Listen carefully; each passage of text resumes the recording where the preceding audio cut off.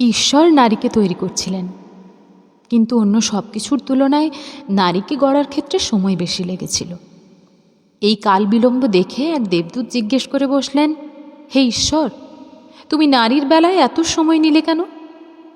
জবাবে ঈশ্বর বললেন, তার সাথে কতগুলো বৈশিষ্ট্য জুড়ে দিয়েছি তা কি দেখেছ?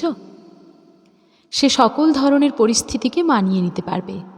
সে একই সাথে একাধিক শিশু পালনে সক্ষম। তার একটি প্রেমময় চুম্বনে যেমন ক্ষতবিক্ষত হৃদয় সেরে উঠবে, তেমনি ভাঙা হাঁটু বল ফিরে পাবে দৌড়ানোর জন্য। সে টানা 24 ঘন্টা সেবা দিতে সক্ষম। এত কিছু সে করবে, কিন্তু তার থাকবে মাত্র 2টি হাত। দেবদূত বিস্মৃত হয়ে বলে, 2টি হাত মাত্র? এ তো অসম্ভব। নিশ্চয়ই এর গঠনে বিশেষ কিছু আছে। দেবদূত এবার নারী অবয়বের কাছে গেল, স্পর্শ করে দেখল। কিন্তু হে ঈশ্বর, তুমি তো একে নরম কোমল করে বানিয়েছ। হ্যাঁ, সে কোমল, কিন্তু আমি তাকে শক্তপোক্ত করে গড়েছি। এমনকি তুমি ধারণাও করতে পারবে না তার সহ্য সীমা কতখানি। দেবদূতের আবার প্রশ্ন, সে কি চিন্তা করতে পারে? সে শুধু চিন্তা নয়, কারণ অনুসন্ধান এবং সমাধান দিতে প্রস্তুত। দেবদূত নারী অবয়বটিকে আরও ভালো করে পরখ করে দেখল।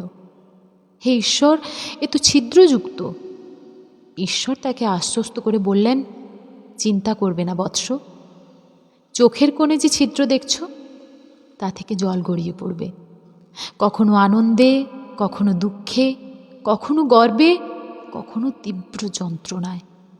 বক্ষ বরাবর যে ছিদ্রযুগল দেখছ, তা অমীয় ধারা, যা পান করে প্রজন্মের পর প্রজন্ম বেড়ে উঠবে।